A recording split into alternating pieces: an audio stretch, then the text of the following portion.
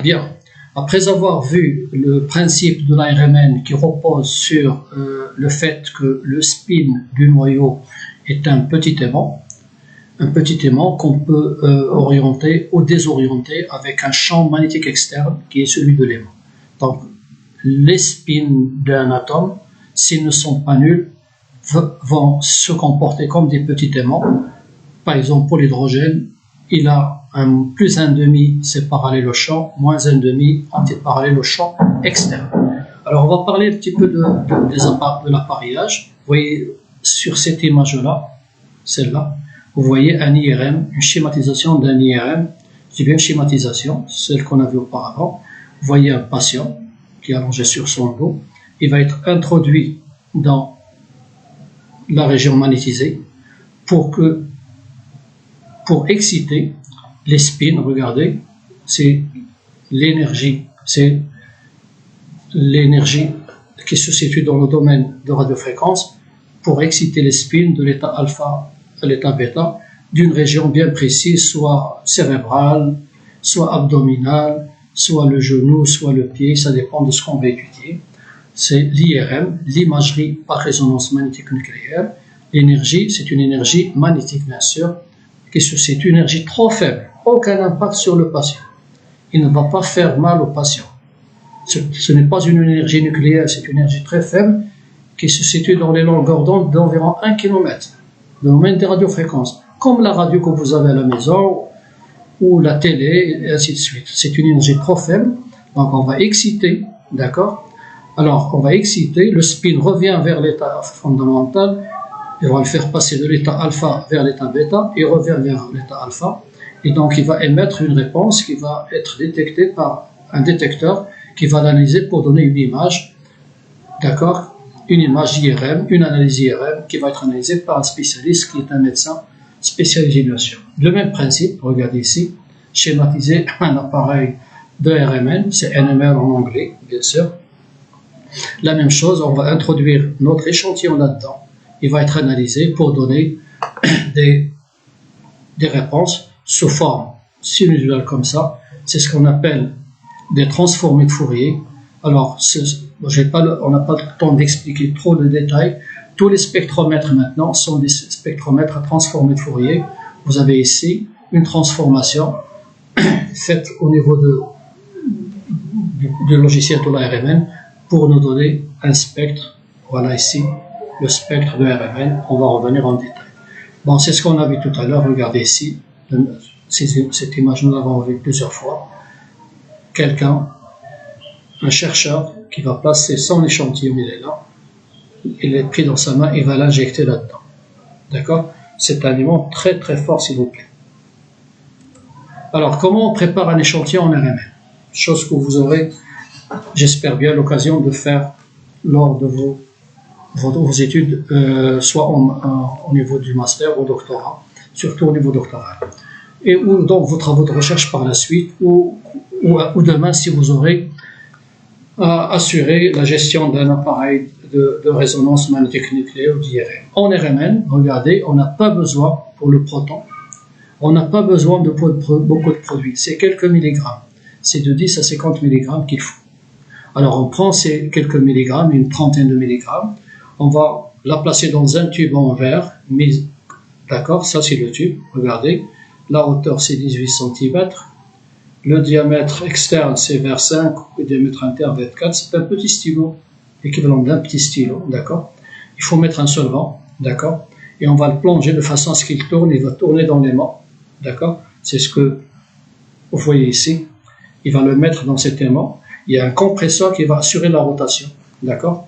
Le tube va tourner à l'intérieur de l'aimant, le tube qui est là, celui-là, c'est celui que vous avez ici, va tourner pour homogénéiser le champ magnétique autour de cette solution, d'accord. Donc placé dans une bobine en verre et il est mis en rotation au centre d'une bobine magnétique afin d'homogénéiser. La rotation sert à homogénéiser le champ dans l'échantillon. Donc il n'y a pas une zone plus atteinte que l'autre. Donc champ très stable, rappelez-vous bien de l'hélium et de l'azote, rotation très forte, tout ça pour avoir une homogénéisation. Secondement, Il faut que la solution soit homogène. Il faut qu'il n'y ait ni cristaux, ni phase 1, phase 2, donc une solution parfaitement homogène aussi. D'accord? Alors voilà les solvants qu'on utilise. Nous sommes en train d'étudier l'ARMN de l'hydrogène, l'ARMN du proton. Donc le solvant choisi, le solvant, doit être dépourvu d'atomes d'hydrogène. Il ne faut pas que votre solvant soit, par exemple, ici, regardez, on met comme solvant D2O et non pas H2O. Si vous mettez H2O, les hydrogènes du solvant, parce que le solvant c'est une grande quantité, et le produit c'est quelques milligrammes, donc les hydrogènes de l'eau vont masquer, vont cacher la réponse de votre échantillon. Donc tous les solvants en RMN de l'hydrogène, en RMN du proton, tous les solvants doivent être dépourvus. Il ne devrait pas y avoir aucun atome d'hydrogène dans la molécule de solvant. Regardez ici, dans le chloroforme, normalement le chloroforme c'est CH, Cl3. Nous avons remplacé l'hydrogène par le deutérium, c'est ce qu'on appelle le chloroforme deutérié, deutérium. Le tétrachlorure de carbone Cl, Cl4, pas d'hydrogène. La propanone, ce n'est pas la propanone, c'est l'acétone, mais c'est l'acétone T6, c'est CH3, CO, CH3. Le méthanol, ce n'est pas CH3OH, non, c'est CD3OD, pas d'hydrogène comme solvant, et ainsi de suite. Donc tous les solvants devraient être des solvants sans atome d'hydrogène, et pour cela, on va remplacer l'atome d'hydrogène par du deutérium. Comme ça, on évite tout problème le problème de masquer la réponse des hydrogènes de notre échantillon. D'accord? Donc le solvant, ça c'est un produit industriel, ça aussi c'est industriel, tout ça c'est des produits qu'on synthétise dans des laboratoires et qu'on met à la disposition des utilisateurs de RMN. Alors maintenant, passons, voilà. Que donne la RMN? Il donne une image comme celle-là. Il donne cette image. C'est ce qu'on appelle un spectre de protons de cet alcool qui est là. Cette image-là, c'est le spectre de cette molécule. Alors, je ne vais pas rentrer dans les détails pour le moment, mais l'allure d'un spectre de RMN du proton est bien celui-là. Qu'est-ce qu'il y a là-dedans? Il y a 9 hydrogènes. C'est quoi les 9 hydrogènes? Combien de familles d'hydrogènes dans cette molécule? Il y a 3 familles d'hydrogène. Il y a H, qui est différent de CH2, et là nous avons 9 atomes d'hydrogène équivalents. C'est la même famille. C'est le tertiobutyl, celui-là. Donc il y a une famille de 9, il y a une famille de 2, il y a une famille d'hydrogène, de 1. N'oubliez pas qu'on est en train d'étudier la réponse, la RMN du proton. Donc nous n'aurons que la réponse des hydrogènes. Nous n'aurons ni la réponse de l'oxygène, ni la réponse du carbone, ni la réponse de ce carbone, ni la réponse de ces carbones-là. Parce que nous sommes dans la fréquence d'excitation, on applique un champ magnétique pour exciter les spins du proton. Les 9 qui sont là, les 2 qui sont là, et le 1 qui est là. Alors regardez le spectre maintenant. Regardez cette technique, qu'est-ce qu'il peut nous... Sachant qu'au départ, on ne vous donne pas la structure, on vous donne la formule brute. On vous dit, un produit de formule brute temps donne ce spectre. Quelle est la structure? Alors la RMN nous renseigne sur quoi? Sur le fait qu'il y a 3 familles. Voilà une réponse, voilà une deuxième réponse, voilà une deuxième réponse. Voilà un signal sous forme d'un pic, un signal sous forme d'un pic, un signal sous forme d'un pic. Et voilà un autre signal. Celui-là, c'est celui de la référence. C'est le TMS. Je reviendrai tout à l'heure sur cette référence. Alors, les pics ou les réponses de ce produit-là, c'est celui-là. Il y avait un 9.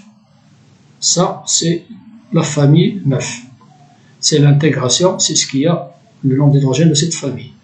Là, c'est les 2 qui sont là, de CH2. Et là, c'est celui de H. Donc, regardez, celui-là, il est vers 1, on va voir qu'est-ce que c'est que cette échelle. On va la voir par la suite. Donc, ça, c'est un spectre obtenu suite à l'analyse de quelques milligrammes ou quelques millilitres de ce produit-là sur un spectre de résonance magnétique nucléaire. Plusieurs indications sont dans ce spectre, on va y arriver petit à petit. Alors, on va parler maintenant du déplacement chimique. Qu'est-ce que c'est que le déplacement chimique? Eh bien, c'est ce que vous avez dans le spectre précédent. Le déplacement, c'est la position de ce signal. Le voilà, il est à 1,5 par exemple. Celui-là, il est à 3,8. C'est quoi 1,5? Les hydrogènes, les 9 hydrogènes équivalents ici, regardez, 3 fois 3, ça fait 3, c'est les hydrogènes. 9 hydrogènes équivalents vont donner une réponse à 1,45 ppm. C'est le déplacement chimique, c'est la position de ce signal. Les deux hydrogènes de CH2 vont apparaître à 3,8 pratiquement. Ils sont là. D'accord, c'est 3,8. Ils sont à delta 3,8. Delta, c'est le déplacement chimique. Il varie de droite à gauche. Il augmente dans ce sens. 0, c'est une référence. 1, 2, 4, 6, 7 et 8. Le signal, la réponse de cet hydrogène, il est là sous forme d'un signal à un seul pic. Le voilà. 4,3 par exemple. Alors, donc, la position du signal représente ce qu'on appelle en RMN le déplacement chimique. On l'appelle delta, ça peut être un alpha ou un bêta, on l'appelle un delta. C'est ce que vous avez ici. Alors, la question posée ici, pourquoi il y a le spectre de ce produit-là et sous cette forme? Bon, tout d'abord, il faut que vous sachiez que cette année, vous n'allez faire que l'ARMN 1D, c'est-à-dire l'ARMN monodimensionnel. Il n'y a que l'axe des abscisses. Cette hauteur-là du pic n'a aucun sens. N'a aucun sens, il dépend de la concentration, tout simplement. C'est pas parce qu'ils sont 9, c'est pas parce qu'ils sont 2, non. Cette hauteur-là, celle-là, ou celle-là, ou celle-là, ne dépend que de la concentration du produit. D'accord? Alors, c'est une RMN donc monodimensionnelle. Ok? C'est une RMN monodimensionnelle. Le déplacement chimique, il est là. Ça, c'est la référence, je répète encore une fois. Ça, c'est la position de ce signal, delta égale à temps, delta égale à temps, delta égale à temps. Regardez ici, pour cet ester, cette molécule soumise à un champ magnétique externe, donc je mets quelques millilitres de cet ester, c'est l'acétate d'éthyle, je mets le solvant, donc je prends quelques millilitres, je rajoute 1 millilitre ou 2 millilitres de solvant, et je place l'échantillon dans l'aimant, rappelez-vous bien, le monsieur qui essaie de mettre l'échantillon dans l'aimant, je le laisse pendant 5 minutes, ça dépend de la concentration, vous avez deux réponses. Ici, il y a combien de familles d'hydrogène? Il y a 2 CH3, mais ils ne sont pas identiques. Les deux CH3 ne sont pas identiques, ils sont différents. Les hydrogènes bleus, les hydrogènes rouges, c'est toujours des méthyles, mais attention, l'hydrogène bleu est lié au carbone. L'hydrogène rouge est lié au carbone sp3 lui aussi. Mais ça ne s'arrête pas là. Mais ce carbone est lié à l'oxygène. Ce carbone est lié à un carbone sp2. D'accord? Donc, premier ordre, carbone, c'est la même chose. Deuxième ordre, l'oxygène est différent de C. D'accord? Donc, nous avons deux familles d'hydrogène différentes. Chacune, c'est 3, mais leur position est différente. Les bleus, regardez, les rouges apparaissent vers 2. On va voir ce que ça veut dire ppm. Delta égale à 2 pour les rouges et delta égale 3,6 pour les bleus. Pourquoi ils sont différents? Pourquoi? Regardez la grande. Pourquoi on a deux signaux? Parce qu'il y a deux familles. Et deux familles différentes. Et les positions sont différentes. Pourquoi? Eh bien parce que tout simplement l'environnement ici, le carbone est lié à l'oxygène, et alors que ce carbone sp2 est lié à ces carbones. Donc, ces CH3, ces hydrogènes sont plus proches de l'oxygène, d'accord? Ces hydrogènes sont plus proches de ce carbone sp2. L'oxygène sp3 est plus électronégatif. Regardez, l'oxygène sp3 est plus électronégatif que le carbone sp2. Si l'oxygène est plus électronégatif, il y a un effet inductif attracteur. Donc ce carbone-là est pauvre en charge. Donc ces hydrogènes sont pauvres en charge. Ils sont un petit peu acides, si le terme est correct. Ces hydrogènes-là sont liés à carbone sp3 et liés à carbone sp2. Mais l'effet inductif de ce carbone sp2, l'effet inductif de ce carbone sp2, l'effet inductif attracteur, l'effet inductif attracteur de ce carbone sp2 est plus faible que l'oxygène sp3.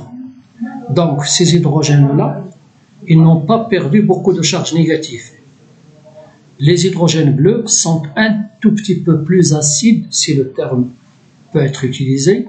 Ces hydrogènes-là sont un petit peu plus acides, donc ils apparaissent vers une valeur de delta, une position plus élevée, 3,6. Ces hydrogènes moins acides, parce qu'ils n'ont pas perdu beaucoup de charge négative, je répète, ils n'ont pas perdu beaucoup de charge négative. Ils apparaissent vers 2. Donc, ces positions-là, de quoi dépendent? Ils dépendent de l'environnement de chaque famille d'hydrogène.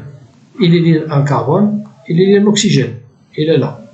Il est lié à un carbone, oui, c'est kiff-kiff, c'est la même chose que le premier, mais il est lié à un carbone sp2, il est là. Donc l'environnement, pourquoi ils sont différents, les deux familles? Eh bien parce que leur environnement n'est pas le même, d'accord? Bien, pareil ici, regardez s'il vous plaît. C'est une molécule un peu complexe, je ne vais pas analyser le spectre, mais je veux insister sur deux choses. Regardez l'hydrogène qui est là, le B, regardez l'hydrogène qui est là, le A. Alors, ils sont liés à un carbone sp2, le même carbone sp2. Alors, d'après ce qu'on vous a dit en isomérie géométrique, dans cette molécule, il n'y a pas d'isomérie géométrique. Pourquoi? Parce qu'il y a deux hydrogènes identiques. Et voilà. La RMN vous dit non. Ces deux hydrogènes A et B ne sont pas les mêmes. Ça, c'est le spectre. Regardez l'hydrogène B. Il est là, c'est deux réponses. On va voir pourquoi il donne les deux réponses. Regardez. Ça, c'est le B. Le A, il est là. C'est le bleu. Là. Là, il est là, le bleu. Donc, les deux hydrogènes A et B donnent deux réponses différentes, deux positions différentes. Les rouges sont là et les bleus sont là. S'ils étaient les mêmes, ils vont donner une seule position, soit la rouge, soit la bleue. Mais là, la RMN vous dit non, le A est différent de B. Alors la réponse est simple. Pourquoi? Eh bien, tout simplement parce que A est du côté d'un hydrogène, alors que B est du côté d'un CH2, d'un carbone portant CH2. Donc, regardez ici, à côté de H, à côté de CH2. Les deux hydrogènes, d'accord, ils ont leurs voisins différents. Si c'était HH, oui, si c'était un H ici, et à la place de CH2, on va mettre un H, eh bien, tous les hydrogènes seront équivalents. Donc, c'est une technique très puissante, arriver au point de dire deux hydrogènes liés au même carbone sont différents parce que leur voisinage est différent. C'est quand même pas donné à n'importe quelle technique. Bien, je ne vais pas insister sur le reste. Regardez CH2 qui est là, il est là, une seule famille. Le CH2 qui est là, il est là. Je vais revenir, on va revenir tout ça, vous allez le comprendre bientôt. Et CH3, il est là. Pourquoi il est sous forme de 3 pics, on va y revenir. Bien, alors comme j'ai dit, cette année nous allons nous réserver à l'étude de la RMN monodimensionnelle, un seul axe. Ça c'est le spectre de ce produit-là, le voilà. C'est la résonance magnétique nucléaire monodimensionnelle, que l'axe des X, c'est le déplacement chimique. Il faut savoir que l'année prochaine, pour les gens qui vont étudier, continuer leurs études, j'espère bien en master, vous allez voir la RMN 2D, d'accord, la RMN bidimensionnelle, et bien sûr il y a encore mieux, c'est la RMN 3 dimensions, c'est quelque chose de très poussé qu'on peut analyser en RMN et pour avoir plus d'informations sur nos structures. Bien, la question donc reste posée, pourquoi on obtient autant de signaux que